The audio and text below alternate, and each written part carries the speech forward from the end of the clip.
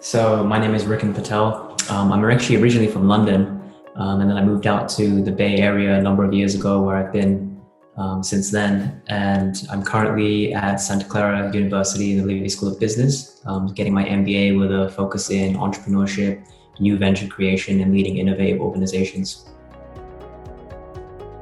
I originally moved out here actually with my family when I was a teenager, so almost forced out here, but worked out for the best. I mean, we landed in the Silicon Valley when we moved here in California, and if you've ever been to Sunshine, California, it's a great place to be, and especially in the Bay Area.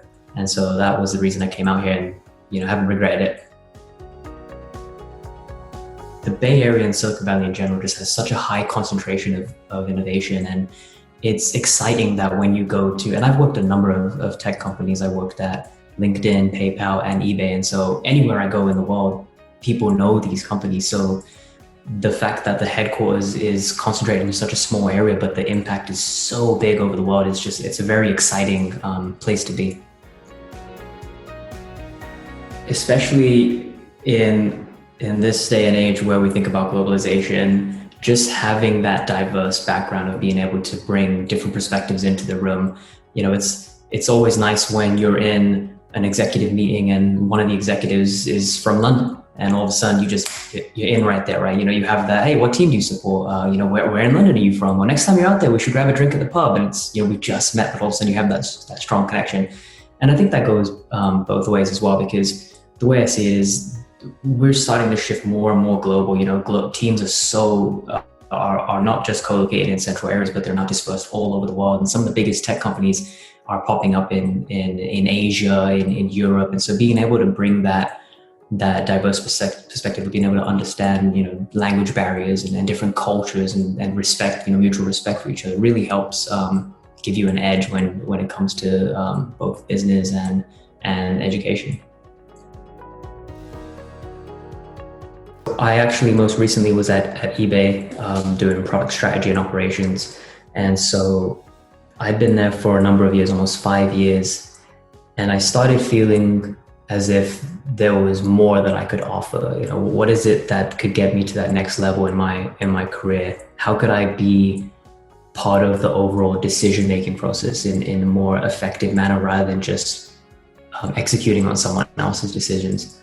And my campus at eBay was actually maybe a couple minutes down the street from Santa Clara. And one of my old bosses, who was actually a mentor of mine, actually was an alum from Santa Clara. And so when I used to report to him, he used to always say, hey, this is a possibility, you should think about this opportunity. And so it was always in the back of my mind. And then, one day I said, this sounds like something very interesting. And I went to one of the info sessions at Santa Clara, and they gave the overall overview of the program about how Santa Clara focuses on giving back and the people aspect of business, and it really resonated with me, because especially when I was in meetings, sometimes I feel like it was just becoming more of a very transactional process. Like, I need this from you, you need this from me, and it's almost like people forget that at the end of the day, we're all humans, and we don't conduct business, right? We conduct interactions with other people, and that's what gets business done.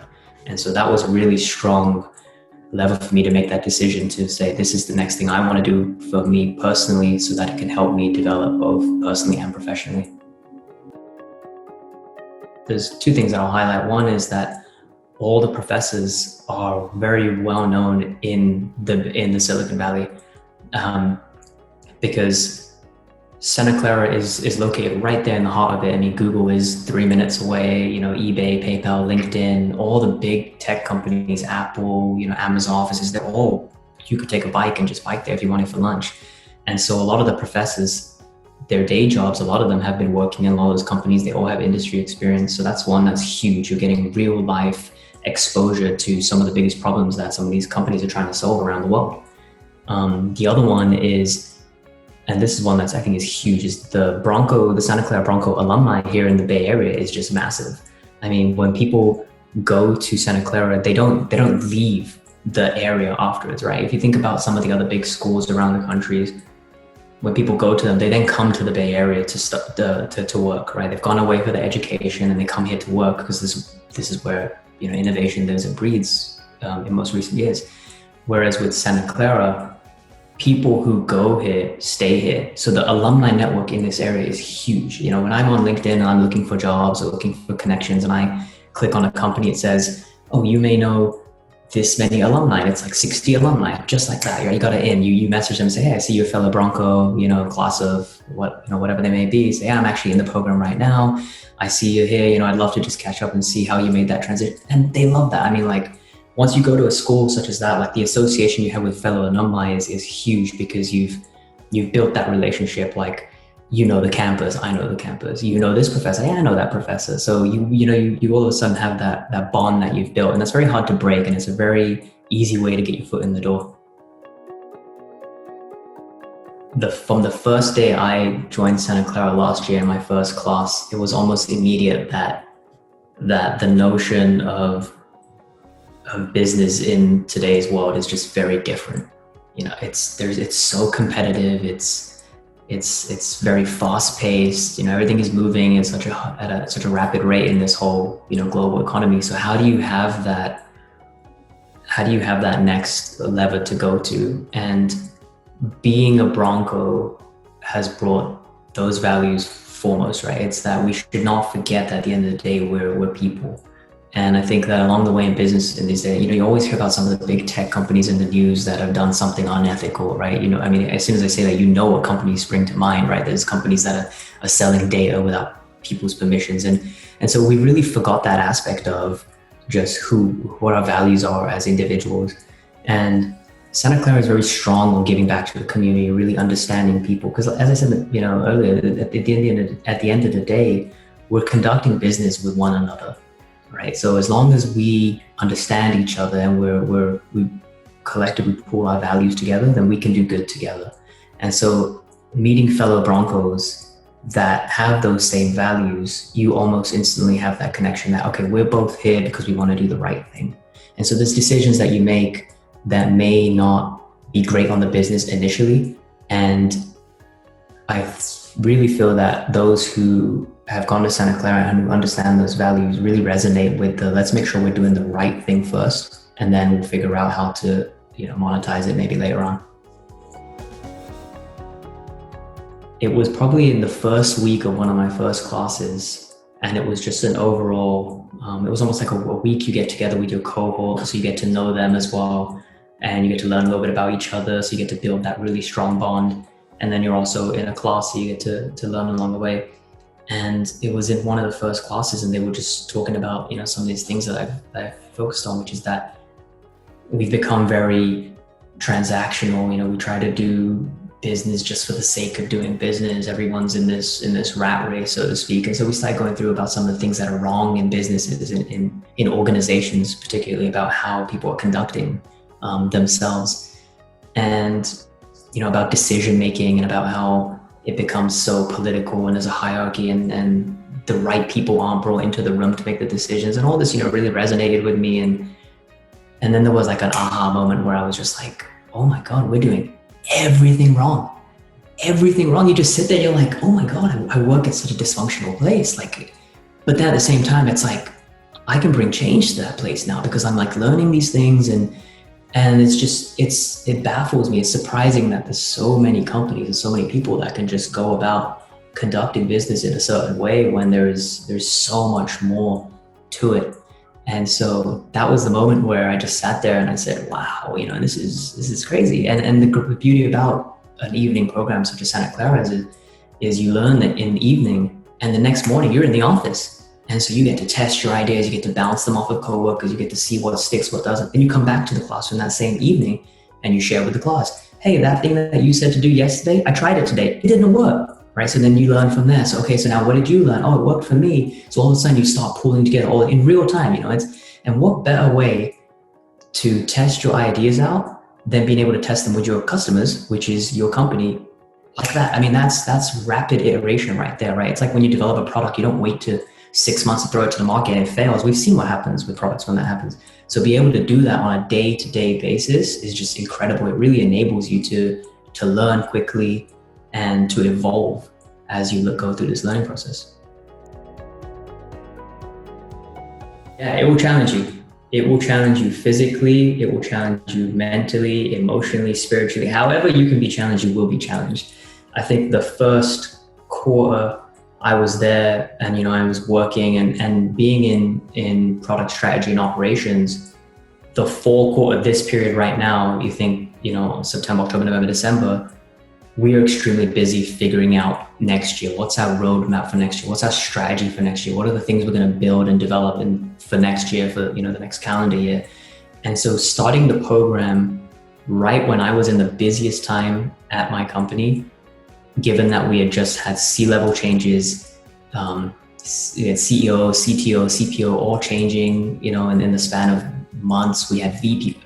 The company just pretty much changed, and starting this program at the same time, it was a lot. And I think each individual will need to figure out how they can best cope with the workload. I know a fellow student who would, on exam days, take the day off of work just so that they could mentally prep through the day to that exam. For me, that didn't work. I would just come early in the afternoon, maybe like 2 hours before class, and just brush up a little bit. But every student is different. It will challenge you. I remember one example vividly where I was just sitting outside of class, and our classes, I'd get there a little bit early, and I waited until the very last minute, right before class was about to start, to walk in, just because I was just drained from work. I was just sitting outside, just obviously the beautiful campus, and all of a sudden now you're going into the, and you have windows, of course, but you're inside. And I remember one of the students in my classes walked by, and she could kind of see I was just, sitting there and she was like, "Hey, everything okay?" And I was like, "Yeah, just work is, crazy." And she was like, "Don't worry, we'll get through this together." And it was that just like resonates, that it's like, you're all in it together. So no matter how stressed you are, or how taxing it is on you, or how difficult and challenging you find it, the people in the program will become your family. You will spend so much time with them in the evening. The time you traditionally spend with your families in the evening, you're now spending with these students, right? And so you build a bond with them that is very unbreakable. So even though it's very challenging, emotionally and physically and on your family, not just you, but those around you, you will have a support system that is unbreakable. And one of the things that I learned very early on, in the program, was that it's not just you who's going to go through it, but it's those close to you, because it will impact your social life, right? It will impact your professional life. So those others, if you can help them understand what you're going through, the commitment you're making, and make sure, they're there to support you and everyone's on board, then a lot of those struggles and a lot of those difficult moments are made easier. They don't go away. No one can get rid of complexity, but they can help alleviate some of that, or help understand it and help you figure out, how do we solve this collectively? You have to come up with new creative ideas, and in our cohort, we're very good at that because we've all become very close. We had the benefit of meeting in person for almost a year before, the lockdown happened and we all shifted to online. So we built that bond. And so we have happy hours almost every other week. We have, when it's someone's birthdays, we'll have like a Zoom happy hour, and everything's all Zoom, right? We haven't met in person since, but we have one scheduled for tomorrow evening for someone's birthday who was last weekend. So we'll get together and we'll just, catch up and talk to each other about what's going on, and that we all, can't wait to hang out with you guys in person. We always talk about that all the time. So I think as people start thinking about, is it right for them? And it's a question that they have to figure out for themselves. But the questions to ask is, how do you learn? And one of the things I can't emphasize enough is it's education, right? So no matter how much it's shifted in terms of online, in person, the professors are still there. The caliber of the education and the material is still there. It's not as if those professors all of a sudden are not as smart.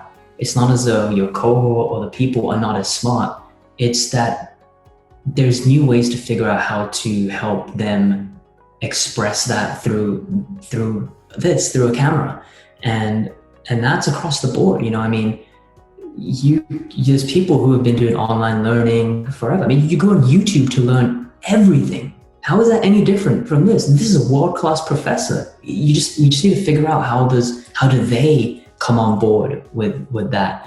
And so I think that even though it is uncertain times, and given now, with the economy, with all the lockdown measures and everything, and unemployment at an all-time high, it's figuring out each individual is like, what is in it for me? What do you want to do as a person? What's that next thing you want to do? And is an MBA going to help? Because I always emphasize to a lot of students I talk to that it's education, right? And you never know when you're going to lose your job, right? I've worked at tech companies for many years, and I've been laid off twice. And it happens, right? Companies shift strategies, they pivot, and you're no longer needed, or your role is no longer needed. But your education is still there, right? And that's something that you can never have too many degrees. And so as long as you can figure out what you want to do with those degrees, and if that is the right move for you, then you're going to be beneficial, right? I mean, like, reading only makes you smarter. Being in front of a computer such as this and being able to talk to professors is things that we should take advantage of. I mean, before we used to have office hours with the professor in the office, but now, and they would have certain times, like once an hour every other day, but now you can email them or you can Zoom, and they're very friendly. Like, they'll hop on Zoom sessions like this because everyone's just sitting at home. Everyone has the time to hop on a computer. So the potential and the opportunity out there is huge. It's probably bigger now than it was when it was in person. I think people just need to understand how to leverage that and how to take advantage of that. So for those who are on the fence, it's just figuring out, like, what is it that you want to get out of your life, and what are the steps you want to take to get there, and are you fully committed to make those decisions? I love to travel. Before COVID, I used to take weekend trips all around the world and blog about it, and then just go back to work the very next day. And so when I think about a lot of the challenges I face, I always think about how would I approach this if I was traveling. And the program is similar to that in that when you start planning for school, you start thinking about all the exciting things as you would with travel, right? Oh, I'm going to London, or I'm going to Australia. I can't wait to see the Opera House. I can't wait to see Big Ben. And then the same thing when you think about education. I can't wait. I'm looking so forward to learning this. I'm looking forward to meeting these people. And then you start your journey. You get there, and then you're in a foreign country, right? I mean, like, one of the times when the first time I went to Japan, when you land into Tokyo and you walk out there, you're just in this, where are you, right? It's this amazing city in Tokyo, and you're just like, this is insane. And you're overwhelmed, right? It's like a sensory overload. And similar, that's how the program is, right? You jump in, all of a sudden and that's a perfect example, because this is the first week of this quarter, and all of a sudden I got notes here of all these things I need to do. And at the same time, it's like, but I have to connect with this person. I want to talk, about this, but I got this backlog of work that's just building up. And so you're almost in this same moment of like, this is, it's overloading. So similar to when you're traveling, how do you harness that and make sure you're making the most of your trip, right? How do you see the things you want to see, eat the foods you want to eat, and hang out with the people you want to hang out, and then also, save time to just kind of, roam around. And same with the program is, how do you make sure you're doing the assignments that you want to be doing, that you are going to get you the good grades, studying so that you know exactly what you expect on the exam, connecting with the people that are there in this program, right? Similar to how you would meet with locals in a foreign country, so you can learn from their experiences. What is it about the program that you're doing, and how can we leverage each other? And then the last is free roam. I think some of the greatest moments I've had in the program is just being able to read and just sit there and see how it reflects. What ideas start bubbling in your mind, what creativity sparks, what in your brain can help you figure out that next cool thing, or is there already something cool out there that you could make cooler or improve on, right? So it's always that learning. And then as you start going through your travels, you start coming to an end, similar to the program, right? As you start thinking about, okay, now what's next? Right? You're sad because maybe the program's coming to an end. You're going to leave your friends. You're going to leave your cohort and your colleagues and all these people you've made such good, the professors, you're going to miss them, right? All of a sudden, you've become accustomed in this country. You love this place. You don't want to leave the country anymore, right? Like when we went to Tokyo, we were like, we could live here forever. I mean, this place is awesome. But then reality hits that you now have to go back to the real world. So as you're about to finish school and you're about to enter the real world, it's very similar to leaving this this, mystical place you've just landed on for a vacation, and now you're going back to reality. But that's where those come together, right? It's how do you figure out what's next, right? You harness the energy you built on your trip. You take the learnings you built in school and you figure out, like, how do you bring that together and figure out what is next on that path, not only for you, but for those around you, because you don't forget the memories you built on the trip, right? In our case, we blog, we write about it, we send it to people, they learn from it, they do similar things that we did. And same with your education, right? You take your learnings and you develop something. Maybe you got a cool new idea, or maybe you want to go work at a company that you've always wanted to work, right? So it's not a sad ending, it's just a new beginning.